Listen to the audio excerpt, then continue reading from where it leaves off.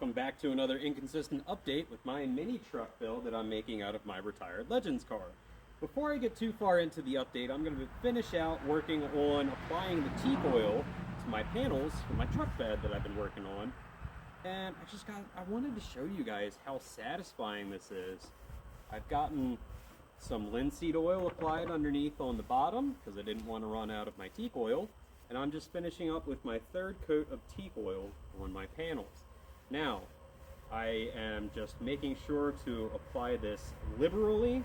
I'm hoping that what this is going to do,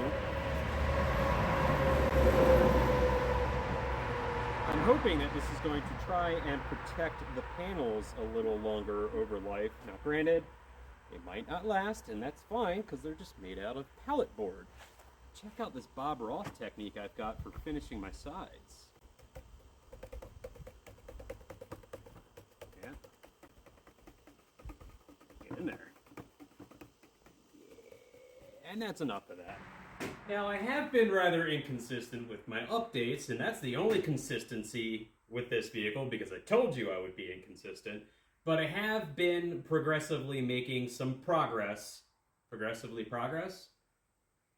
I've been trying to remain motivated to actually complete more of this project after having gotten the rear section actually in skeletal form. Now it's time to actually start finishing it off, and that's where I always fail on my projects. When it comes to finishing them, I don't like to. I don't wanna, because that means that it has to be good enough, and I struggle with it being good enough. But the whole project is kind of all about just make the damn thing. If you keep worrying about it being perfect, you'll never make the damn thing. So I'm doing the damn thing. Let me show you what I've got so far. Obviously, I have my bed sides and box made for my mini truck conversion, and I've been throwing around the idea of what I'm going to do with fenders for the rear. I really want to tuck this wheel in because I think it just sticks too far outside of the fender. So, to try and make me like the wheel setup a little bit better, chop the rear fender off. Because why not flying fender? I like how it looks. Let me know what you think. But what I've been working on today is actually finishing out the planks and panels for my truck bed. So I'm going to show you a little bit of what I've been working on. In this space in here is where my panels are going to go for my truck bed. I've already added my upper rail, my middle rail, and the box is actually built to have the back rail be part of the support for the panels.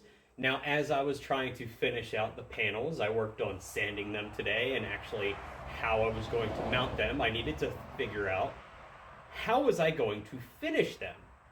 Am I going to paint them? Am I going to put some kind of artistic design on there? Am I going to wood carve something in there? Am I just going to leave it the way it is? Or am I going to let it rot? Make it clear? Well, I went through multiple different options, and I'll show those to you now. So I have all of my color options, or staining options, in my hand. I'll show you what those options and choices were. I had on hand boiled linseed oil, teak oil, clear resin finish, used motor oil, and a variety of different stains, one called cognac. I like the cognac, and I'll show you that one later. But what I ended up doing was just taking some blank pallet board that I already had, drew a line, put my different options on a piece of plank, and looked at them. Here's what I've got. They all look the same. Minute differences in them. The only one that really shows much difference in color palette is the used motor oil. And I think I know why. It's because of the carbon in the used motor oil. I decided that I didn't like that up against my cognac because I am absolutely going to use that. And I have some natural finish with clear cover, teak oil, and boiled linseed oil. What I ended up using was both the teak oil and the boiled linseed oil. The boiled linseed oil is on the bottom of the plank, just because I actually liked how the teak oil looked Again, very, very minute differences. Teak oil is just a touch darker. And I used the boiled linseed oil on the bottom because I didn't want to run out of teak oil. So, those are the choices I used for the panels. But what am I going to do about my king plank? Now, my king plank is actually the one piece of wood in between the two panels.